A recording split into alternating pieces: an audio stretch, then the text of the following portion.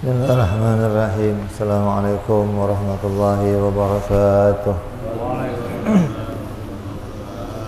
Fatihah ila rahmi sayyidina habibina syafi'ina rasulillah sayyidina Muhammad ibn Abdullah sallallahu alaihi wa ala alihi wa sahbihi wa azwajihi wa dzurriyyatihi la ya'lamu rijani bil jannah wa yaqawna bi asratihim wa anwarihim wa anamihim wa fatihim barakatihim fid dini wal dunya wal akhirah wa ja'alna min hisbihim yarzuquna mahabbatahum ويدعونا على ملتهم ويحشرنا في زمرتهم بالعافية والسلامة والفاتحة صاحب الكتاب يا سيد الكريم يا ثم إلى حضرة الوالد الأحباب عبد الله بن محسن العطاس ثم إلى ملك الشريف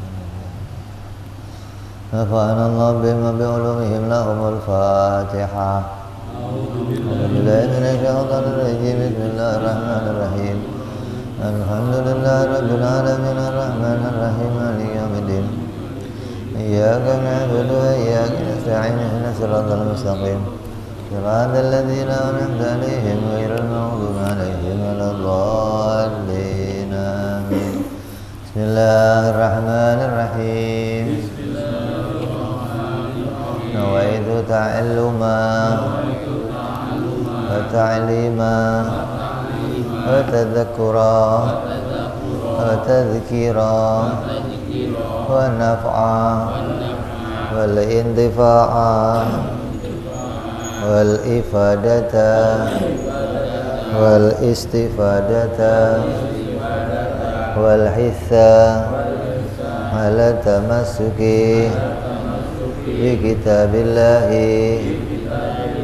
سنة رسول الله sallallahu alaihi wasallam wa du'a ilal huda wa dilalata alal khairi ibtigha'a mardatihi wa qurbihi wa thawabihi wa husnil khatimah ma'al lutfi wal afiyah wa salahil akibah.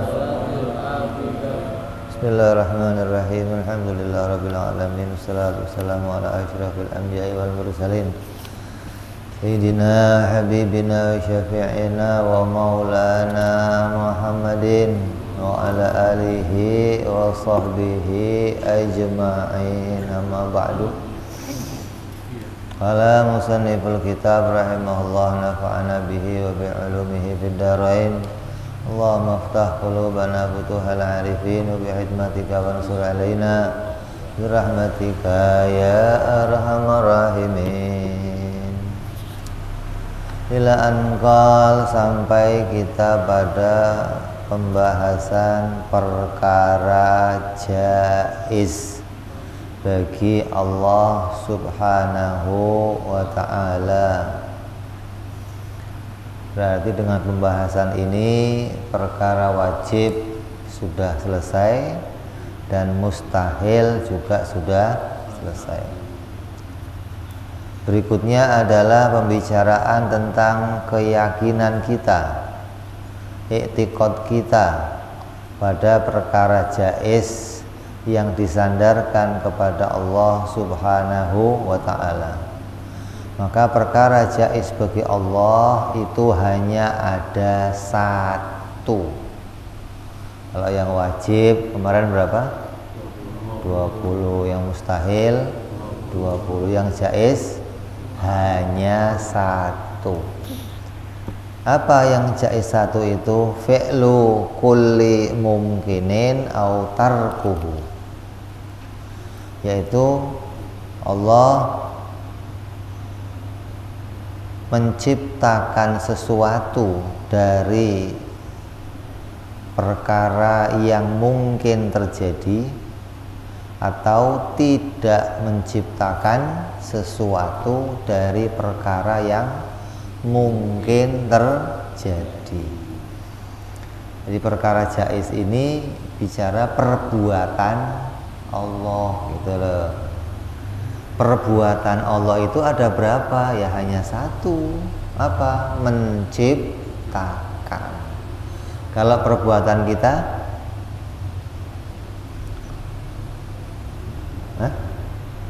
perbuatan kita banyak. Ada duduk, ada tidur, makan, jalan. Susah ngitungnya dah. Kalau perbuatan Allah hanya satu, apa? Menciptakan. Nah, yang diciptakan Allah itu apa? Adanya sesuatu atau tiadanya sesuatu. Jadi Allah itu menciptakan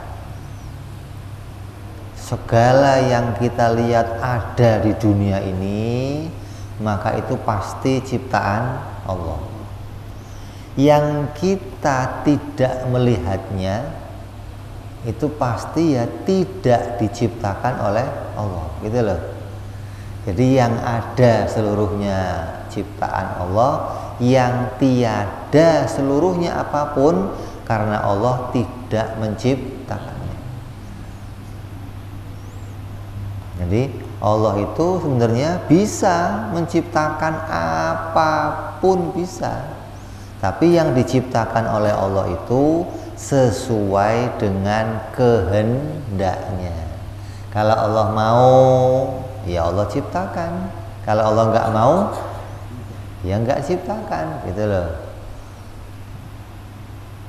Gambarannya apa?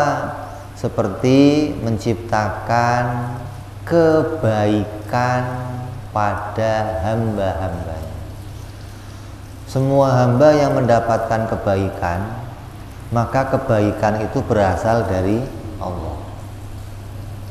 Kamu dapat kesehatan, kamu dapat pekerjaan yang nyaman, kamu dapat istri yang cantik, dapat rumah yang mewah, dapat kendaraan, dapat presiden yang adil, dapat Pak RT yang adil, kan nyaman kan? Kebaikan kan rupanya. Bisa ibadah, bisa beriman, bisa taat kepada Allah, maka itu semua diciptakan oleh Allah. Orang yang nggak tahu pada perkara jaiz ini nanti bisa-bisa menyangka ada perkara baik yang dikira datangnya dari selain Allah, gitu loh. Kalau ada orang datang ke kamu nganterin sesuatu, maka yakinlah itu dari Allah. Adapun yang mengantarkan, yang Allah ciptakan untuk mendatangkan rezeki itu bisa siapa saja. Bisa Allah suruh orang, bisa ada tahu-tahu nanti dari genteng melorot duit sekepok ya. Bisa dari istri kamu tahu-tahu jadi orang kaya, bisa jadi anak kamu tahu-tahu jadi orang kaya, bisa apa saja, hingga rezeki itu bisa sampai kepada diri kamu. Rezeki itu bisa sampai kepada seseorang. Allah mendatangkannya dengan jalan apa saja. Nah, orang yang nggak ngerti ini dikira sesuatu yang datang kepada dia, oh ini mah dari si anu, ini mah dari si anu, bukan dari Allah. Emangnya Allah mau nganterin sendiri gitu, kucluk nih buat kamu gitu. Kita kira Tuhan siapa gitu maksudnya.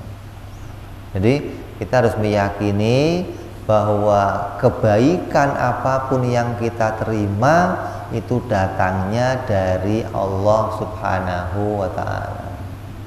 Maka orang yang menerima kebaikan ini hendaknya senantiasa bersyukur kepada Allah. Ya Allah, alhamdulillah. Kok besok pagi mata kita masih melek nih? Alhamdulillah. Ada nggak yang jamin besok kamu masih hidup? Ada yang jamin nggak? Ya nggak ada. Kok tiba-tiba saya besok tidur bangun masih melek? Ini kebaikan Allah. Alhamdulillah ya Allah. Bersyukur. Kan belum selesai. Baru satu dulu. Terus selanjutnya apa itu? Atau menjadikan apa di situ? Selanjutnya apa? Atau menjadikan kesengsaraan pada hambanya. Gunung meletus, banjir, gempa bumi, kematian, sakit, dipecat kerja, istri mati, kontrakan habis diusir. Sengsara enggak? Tabrakan, lagi santai ditabrak dari belakang. Sengsara enggak? Itu juga datang dari Allah. Gitu loh. Maka kan ada film Sengsara Membawa Nikmat, ada? Itu kalau kita tahu hikmahnya, itu akan kita peroleh gitu loh. Jadi tidak setiap kesengsaraan itu murni isinya kesengsaraan, enggak. Tapi ada kesengsaraan itu, di balik itu semua akan datang kenikmatan, akan datang kebaikan, akan datang pertolongan. Kenapa? Karena kesengsaraan itu juga bagian dari ujian dari Allah. Orang kalau sudah diuji, lulus ujiannya dapat apa? Dapat ijazah, dapat kebaikan, dapat pangkat, dapat naik derajat, itu kan dapat piala. Kenapa? Lulus dari sebuah ujian. Jadi ada orang nih ketika nerima hal yang sengsara, nerima hal yang enggak enak, yang pahit-pahit, mulutnya ngomel, sialan. Ada? Ada orangnya?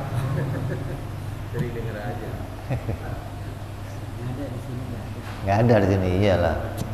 Orang ngaji tauhid semua masa mesti ngomel-ngomel gimana? Ente ngomel tetep pahit, ente diem aja tetep pahit. Lah mendingan wis diem aja, sama-sama pahit. Emang kalau ngomel pahitnya hilang gitu. Ente kesandung, kakinya robek, ngomel, udah kaki sakit, hati sakit lagi. Tapi kalau kaki sakit, hatinya tenang, reda sakitnya, gitu loh. Karena yang namanya ujian itu adalah haknya Allah mendatangkan kepada hambanya. Lah untuk apa Allah menguji hambanya? Untuk apa Allah menjadikan kesengsaraan kepada hambanya? Mau menunjukkan kualitas keimanan seorang hamba kepada Allah. Kualitasnya seberapa nih? Yang namanya emas itu untuk tahu kadarnya, ini 24 karat atau 22 karat atau 20 atau emas muda berapa? 18. Itu perlunya diapain? Dibakar dulu. Ketika dibakar akan tahu, oh ini murni nih emasnya nih. Oh ini emasnya nggak murni, kenapa ada kotorannya? Oh ini tambah nggak murni, ini lebih banyak kotorannya. Taunya ketika dibakar. Jadi jangan dianggap ujian itu Allah mau bikin kita sengsara, enggak. Allah mau menunjukkan bagaimana kualitas iman kita, bagaimana kualitas kepasrahan kita, bagaimana kualitas ketundukan kita, bagaimana kualitas ridhonya kita kepada Allah. Maka dengan adanya apa? Ujian. Jadi yang baik ya datang dari Allah, yang buruk-buruk sengsara juga datang dari Allah. Termasuk yang buruk-buruk itu apa? Termasuk kekafiran, maksiat. Ini juga diciptakan oleh Allah. Ngomong seperti ini hanya boleh di majelis taklim untuk menjelaskan kedudukannya sesuatu, biar kamu nggak salah paham. Tapi ketika nanti di luar ada orang yang berzina, ada orang yang berbuat maksiat, kamu ya jangan diem aja. biarinlah itu Allah yang bikin, ya nggak boleh gitu loh. Perintahnya Allah, kalau kamu melihat Allah kok menjadikan yang pahit-pahit, yang jelek-jelek, ya kamu diperintah apa? Mencegahnya, diperintah mengubahnya jadi kebaikan gitu loh. Kok ada diskotik, ada nightclub, ada kafe yang mengganggu masyarakat, merusak generasi muda. Kok kamu peduli? Ya datengin, suruh tutup kalau bisa. Kalau nggak bisa, jangan kamu ikut nongkrong di situ, maksudnya. Udahlah kita ikut nongkrong aja di situlah. Menghindar, ngasih tahu orang jangan ke situ, ngasih tahu orang jangan mendekat, gitu loh. Jadi Allah itu memang menjadikan dua hal itu kepada manusia. Kenapa sih Allah nggak bikin yang baik-baik aja? Allah memang maunya bikin dua hal ini. Kalau yang baik-baik sudah Allah bikin sebelumnya untuk para malaikat. Malaikat itu hambanya Allah yang nggak pernah berbuat maksiat. Nggak ada malaikat berbuat dosa, nggak ada. Nggak ada malaikat berbuat kesalahan, nggak ada. Kafir, maksiat, nggak ada. Nggak ada malaikat diuji sama Allah, nggak ada. Malaikat diuji lapar namanya, ada? Ya nggak ada, nggak makan, nggak minum, malaikat ngapain diuji lapar? Malaikat diuji bininya mati, malaikat nggak kawin, malah ada ujian untuk malaikat. Kenapa? Karena malaikat itu imannya stabil. Dari awal diciptakan dia sudah dipenuhi keimanan. Nah kalau kita kan enggak, iman kita itu bisa naik, bisa turun. Ketika iman kita naik, kadang nih naiknya sampai melebihi malaikat. Saking meroket imannya. Begitu ngedrop turun, kadang melebihi binatang. Makanya imannya kita itu naik turun. Lah, dengan adanya ujian itulah kita tahu iman saya atau kualitas diri saya seberapa. Dengan adanya ujian, justru kita bersyukur ketika Allah bikin ujian untuk kita bersyukur, ya Allah, untung saya diuji. Kalau nggak diuji, saya nggak tahu kualitas saya kira diri saya ini udah baik, saya kira diri saya udah iman, saya kira diri saya udah mantep keyakinannya. Begitu diuji duitnya hilang, wah ngomel nggak karuan. Diuji motornya hilang, wah sumpah serapah nggak mau sholat lagi. Tadi katanya iman kepada Allah, baru ujiannya sedikit aja udah ramai. Diuji kerjaannya merosot, diuji kerjaannya menurun, diuji dipecat dari kerjaan, bini minta cerai, kontrakan habis, kerjaan merosot, anak sakit. Kata dia, Allah ini apa? Kok azab bener? Kenapa kok diri saya begini? Ini ujian yang bertubi-tubi itu menunjukkan bagaimana Allah memperhatikan kita pada sesuatu hal yang mungkin kita ini pada keadaan yang enggak baik. Biasanya orang kalau lagi melambung, kemudian dijatuhkan oleh Allah, sejatuh-jatuhnya itu biasanya membuat dia sadar, kesombongannya akan hilang. Yang tadinya sombong merasa saya nggak ada orang yang lebih hebat dari saya, orang semua atas pertolongan saya, kalau nggak ada saya kamu nggak begini. Maka hal-hal yang seperti itu untuk menyadarkan kadang perlu dijatuhkan. Ketika dia jatuh, semuanya hilang, dia sadar, ya Allah, ternyata saya lemah, ternyata saya nggak punya apa-apa, ternyata saya ini nggak bisa bangkit kalau nggak Engkau tolong. Maka dengan begitu dia mendekat lagi kepada Allah. Maka ini Allah menolong kita tuh dengan Allah datangkan ujian-ujian yang seperti itu. Nah, bagi orang yang paham pada perkara jaiz akan tahu Allah itu bebas menjadikan ini kepada siapa saja. Orang yang beriman, rajin sholat, rajin puasa, rajin ke masjid, diuji sama Allah.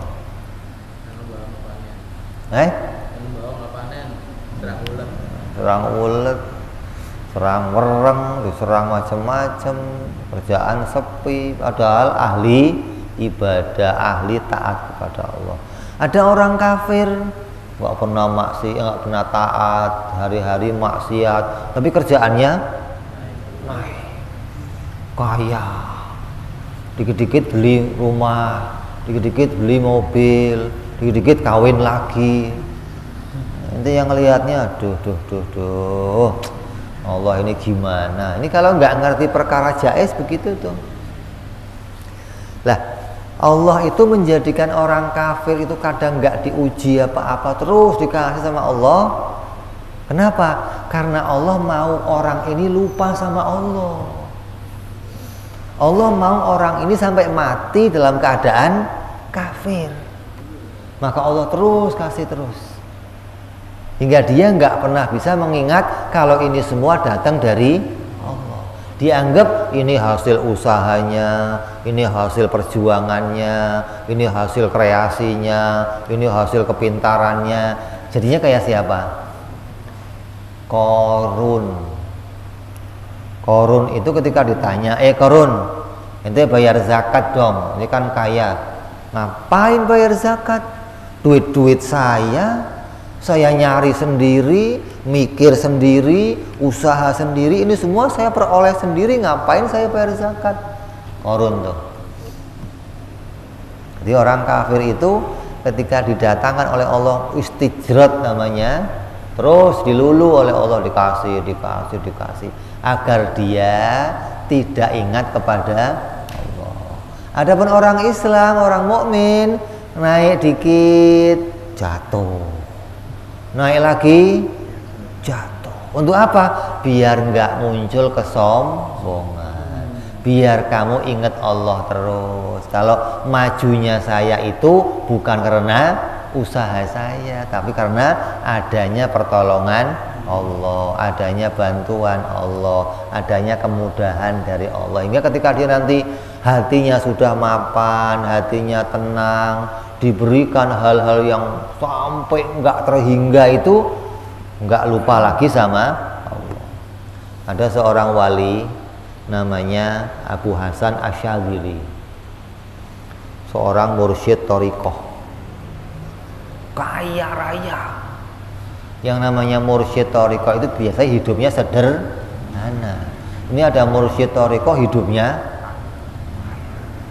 saking kayanya apa? Semua hewan-hewan peliharaannya kalungnya emas. Bininya nggak pakai emas. Kalau bininya mau minta emas kalung, ente mau kayak sapi saya kalungin emas, nggak jadi dah. Jadi kalau anda di jalan-jalan nih, ada kambing, ada anjing, kok keluyuran kalungnya emas, oh ini punya Abu Hasan Asyadzili. Tahu mereka. Ada orang soleh dengar berita Abu Hasan itu orang yang kaya raya, terus di hatinya ngomong, nggak mungkin dia seorang wali nggak mungkin kaya raya. Kalau wali kaya raya mesti dia lalai sama Allah. Wali itu dijadikan oleh Allah sederhana, biar hatinya ingat Allah terus. Hari ini cukup, besok kurang, cukup, besok kurang, hingga hatinya itu penuh pengharapan kepada Allah. Kalau kaya terus susah untuk ingat sama Allah. Lah ini Abu Hasan luar biasa kayanya. Datang nih seorang soleh ini ke rumahnya Abu Hasan Asy'adzili. Datang disambut ahlan wa sahlan. Abu Hasan namanya wali, tahu isi hatinya orang lain. Ini orang ragu dengan kewalian saya katanya. Akhirnya kata Abu Hasan, ya sudah mari. Diajak masuk, disuguhin makan lengkap kita habis ini jalan-jalan. Keretanya keluarin, kereta kudanya kereta mewah.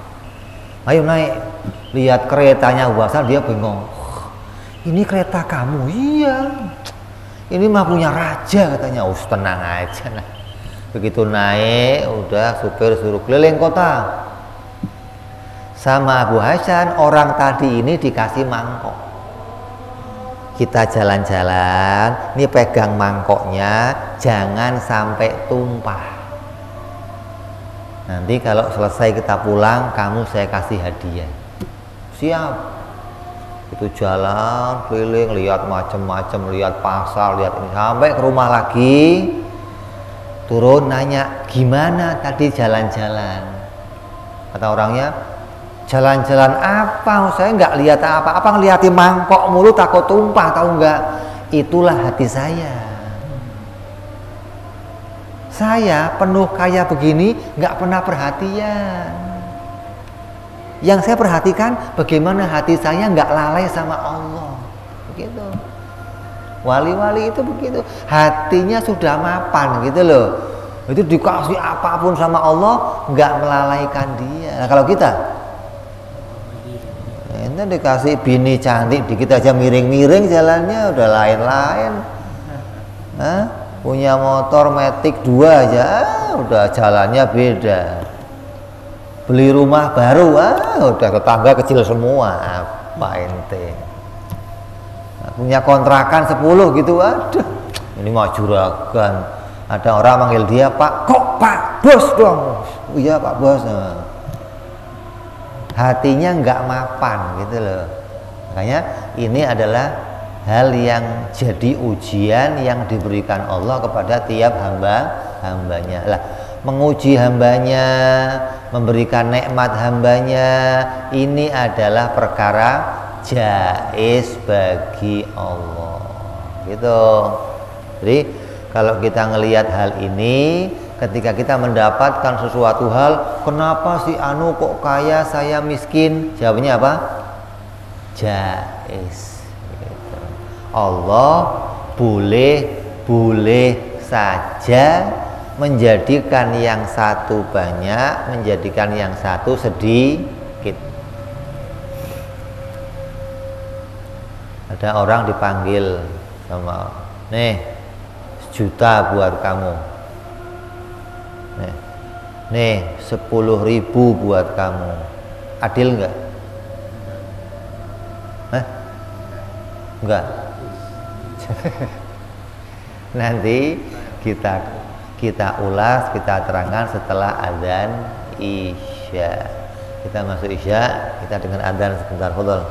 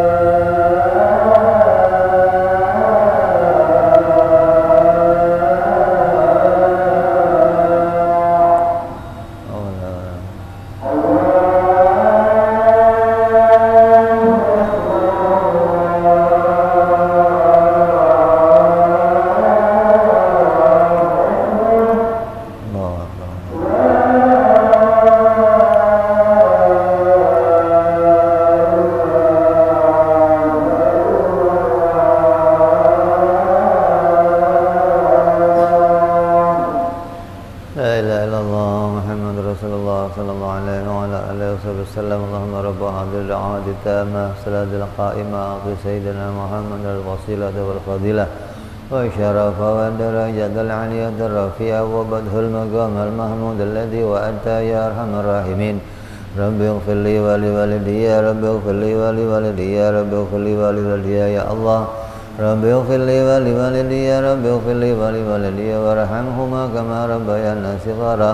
اللهم بارك لنا وفي أولادنا وحفظهم ولا تضرهم وارزقنا برهم وفقهم لطاعتك. اللهم بارك لنا ولهم بالحال والمعال والعيال بجاهك كبير المتعال. وصلى الله على سيدنا محمد وعلى آله وصحبه وسلم والحمد لله رب العالمين. Kita teruskan sedikit. Jadi Allah itu bebas menjadikan apapun.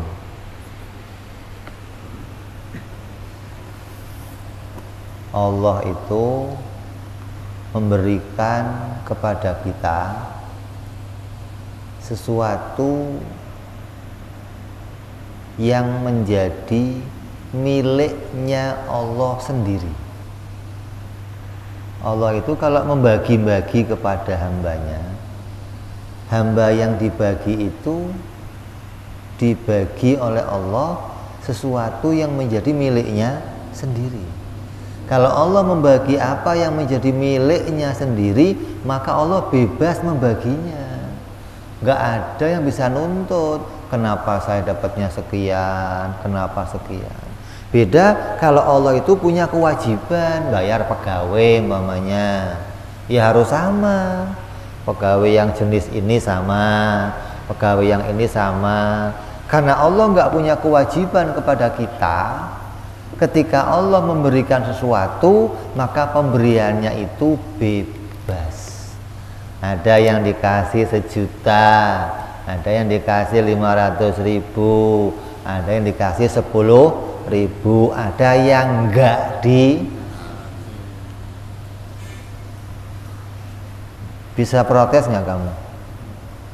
Kenapa kok saya kan cuma 10.000? Ya Allah, engkau kan maha kaya raya, engkau kan nggak terbatas, masa ngasih saya cuman 10.000? Gimana? Pelit amat sih. Ini kadang orang nggak ngerti perkara jaiz begitu tuh. Mestinya bagaimana cara mikirnya bagaimana? Cara mikirnya biar benar gimana? Mestinya cara mikirnya, untung saya masih dikasih, gitu mestinya. Ada yang lain yang nggak dikasih. Walaupun 10.000, untung saya masih dikasih, gitu loh. Makanya orang yang selalu bisa bilang untung ini, ketika terjadi apapun selalu untung. Ente waktu tabrakan untung nggak? Apa untungnya? Untung cuma tangannya doang, ya. Untung kepalanya nggak pecah. Untung itu masih untung, gitu loh maksudnya. Untung masih hidup. Nah kalau yang nggak dikasih, yang celaka, yang bonyok, tetap untung siapa? Memang namanya Pak Untung.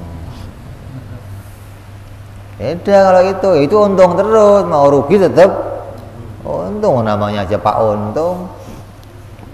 Tapi kalau kita bisa melihat bahwa ketika kita masih melihat ada pemberian Allah, maka kita akan selalu merasa untung. Ya Allah, alhamdulillah kok masih dikasih ini, gitu loh. Alhamdulillah kok masih dikasih ini.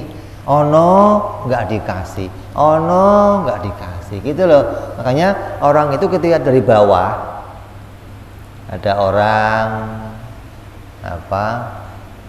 nggak punya, ada orang kemana-mana bisanya cuman jalan. Untung nggak? Untung nggak? Kenapa? Ya untung itu nggak bisa jalan tetangga saya, stroke di rumah doang. Itu loh.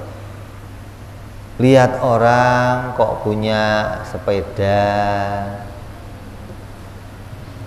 kita nggak punya sepeda, ya jangan iri. Apa? Lihatnya yang bawahnya lagi, jangan lihat yang itu punya sepeda saya nggak punya. Jangan lihatnya yang untung saya masih bisa jalan. Kok punyanya sepeda, tetangganya punyanya motor, untung ya Allah, untung punya sepeda. Sebelah saya jalan kaki doang. Gitu mestinya. Ini cara kamu selalu merasa bersyukur pada pemberian Allah. Kenapa? Jaiz. Allah nggak bisa kamu tuntut. Kenapa saya kok cuma dikasih sepeda? Nggak bisa kamu tuntut. Wong Allah nggak punya kewajiban. Allah bebas, mau ngasih boleh, ngasih boleh. Ada orang punya ente punya motor, sebelah kamu punyanya mobil, kamu iri, kenapa kok saya nggak punya mobil? Untung sebelahnya punyanya sepeda doang, itu masih punya motor kemana-mana, gitu loh. Jadi orang yang bisa melihat ini akan selalu melihat Allah baik pada saya. Sehingga akan selalu muncul rasa syukur dalam hatinya. Kenapa kok demikian? Karena memberi sesuatu bagi Allah hukumnya jaiz. Jadi apapun yang ada pada kamu itu pasti atas pemberian Allah. Yang tidak ada pada kamu karena Allah tidak menciptakannya. Kalau Allah mau, kenapa saya nggak punya TV? Kenapa saya nggak punya motor? Kenapa saya nggak punya ini, nggak punya ini? Bukan karena kamu kurang usaha, bukan karena kamu kurang ini, kurang itu, tapi karena itu belum didatangkan oleh Allah. Gitu loh, mestinya begitu. Ada orang yang ketika nggak punya macam-macam datangnya ke dukun. Kata dukunnya apa? Ente kurang sajen nih. Oh kurang lagi pak, saya udah kurang macam-macam pak, kurang ini kok masih kurang sajen juga gitu. Salah dokter itu namanya, salah kunjungan dia. Mau berkunjung begitu kok ke dukun, ya malah keluar duit lagi. Berkunjungnya ke ulama, ahli hikmah, akan bisa meredakan apa yang ada di hatinya. Bersyukur, alhamdulillah. Makanya zaman itu ada seorang yang punya rumahnya satu kotak, kayak kos-kosan itu, satu kotak, sebelahnya kamar mandi, ya masak di situ, ya tidur di situ, ruang tamunya di situ, ada ya? Atau kotakan doang gitu kan. Tambah hari anaknya tambah banyak, terus dia stres.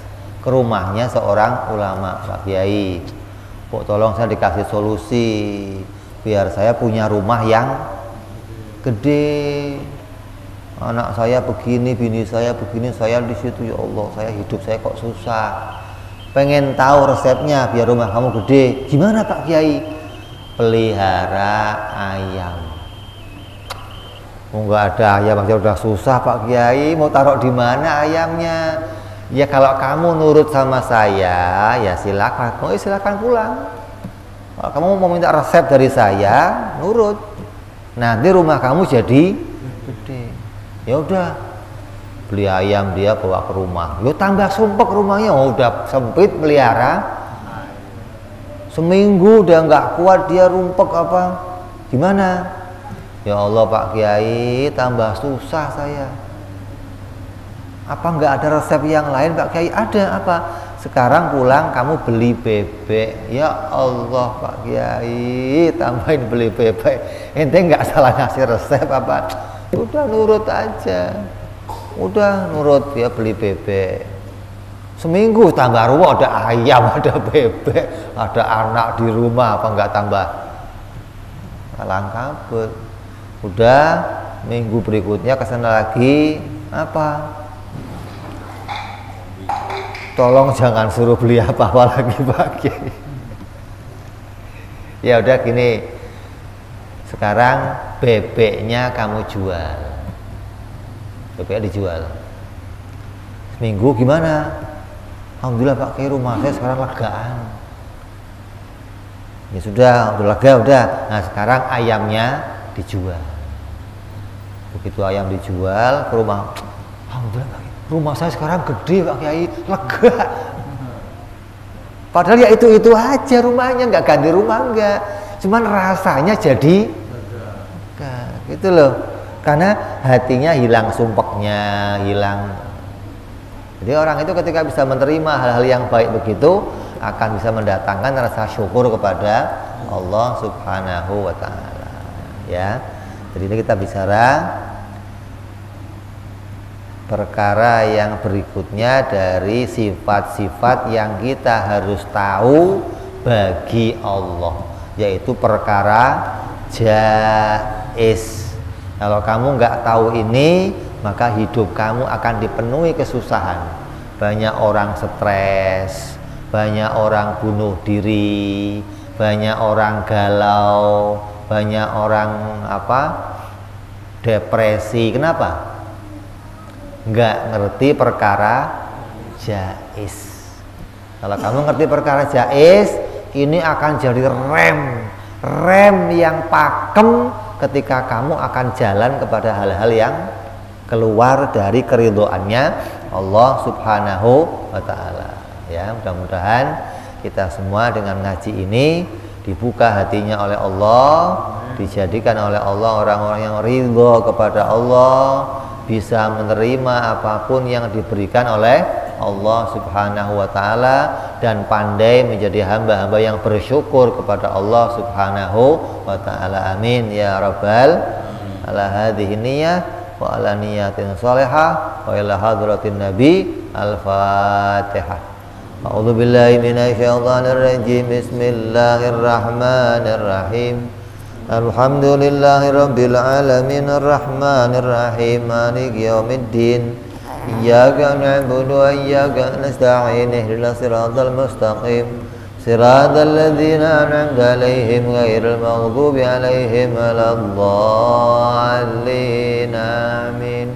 Ya Rabbana i'tarafna bi annana i'tarafna wa annana asrafna 'ala ladha ashrafna fatub 'alaina tauba taghsilu kulli hauba واغفر لنا عوراتي وآمن روعاتي واغفر لوالدينا ربي ومولودينا والآل والإخوان وسائر الحلان وكل ذي محبة أو جيرة أو صحبة والمسلمين أجمعين ربي اسمع فضلا وجودا منا لا باكتساب